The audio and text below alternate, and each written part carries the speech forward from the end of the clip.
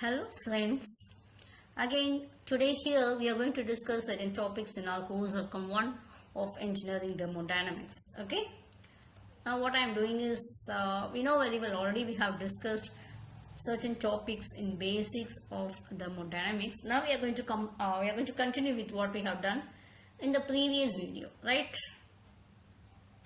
Okay, so this is a slide which is representing the various formulas, these formulae which have been used for constant volume process. We saw it, what is isobaric,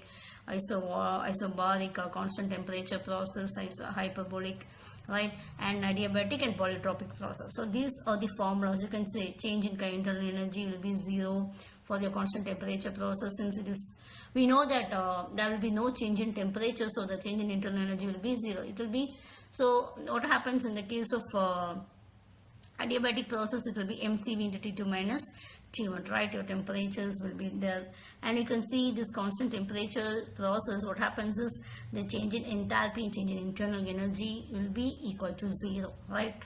And you can see the various formulas, and these will be used in our problems that we are going to solve. Okay, we shall move on to the problems now. First, I am taking a simple problem.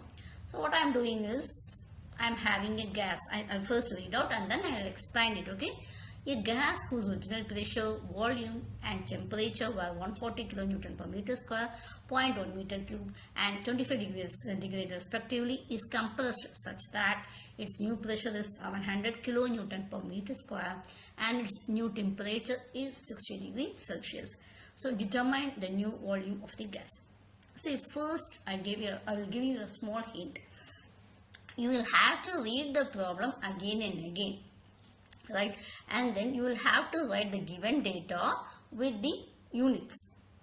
Units is very important, right? So P1 we take it as 140 kilonewton per meter square. So V1 is 0.1 meter cube.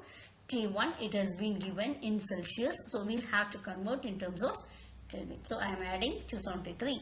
So next one we have it as P2 is equal to 700 kilonewton per meter square, and again T2. So what they have told you to find out, so they have told you have to find the new volume. So there is only two states. Okay, one, all the equations, all the characteristics or properties have been given, and in the second state what is missing? Your volume is missing. So what you can do, always the basic is you will have a characteristics gas equation. So P1 V1 is equal to mRT1, where V1 is your volume. If you take it as in case of specific volume, P1 V1 is equal to RT1. So you can also compare the two situations or two types, and you can give it as the characteristic gas equation is P1 E1 is equal to T by T1 is equal to P2 V2 by T2. So I know all the values, and the only one value which I don't know is V2.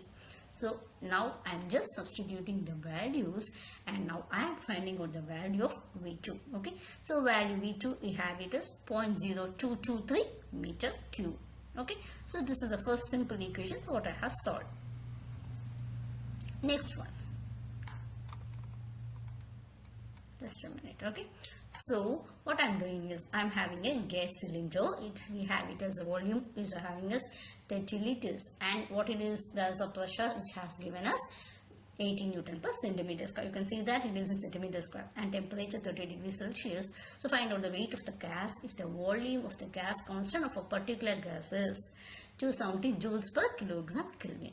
Okay, and again it has been given in liters. That is the second problem. So I have introduced some changes. I have given liters, so you will have to convert in terms of your meter cube. How I am doing it? By multiplying with 10 power minus 3. But again the pressure is in 80 kilonewton per centimeter square. So I am now converting in terms of Newton per meter square, kilonewton per meter square. Again it is in Celsius and converting in Kelvin. R is in joules. I am dividing it by 1000, and I get the value as 0.27 as kilojoules per kilogram Kelvin. So what you are going to find out? Okay, nothing else. W will be m into G.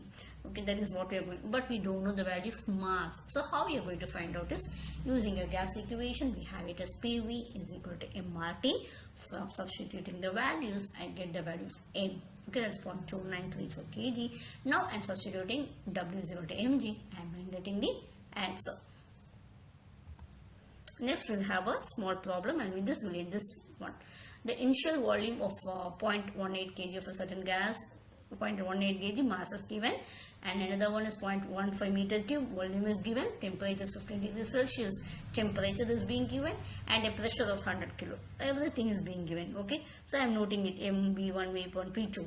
And also after adiabatic compression, so you know very well in compression the pressure will be increasing. So you can see that it has been increased from 100 to 400, and also you can have the volume is how it is actually 0.056 meter cube. What is the ratio of specific heat or gamma?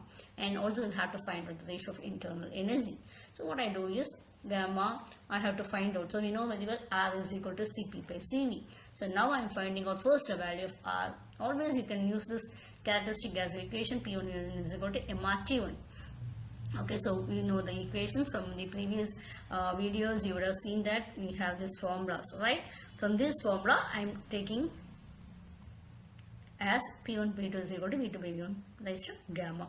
So I am taking, so what we need is gamma. So how you can't find out without taking log. So I am taking my log, and what I am doing is I am checking my logarithm. So taking log on both sides, I get log of this one is equal to, right? Okay. Now you know raised to log raised to m raised to n, that formula, and I am applying, and from this I am getting the value of gamma.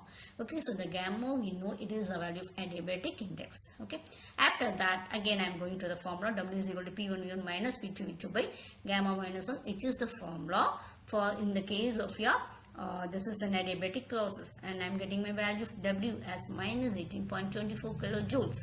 And we know very well this is an adiabatic process, and Q will be equal to 0. So Q is equal to W plus delta U, and I get the value of delta U, right? Thank you all. We shall meet in the next video. Thank you all once again.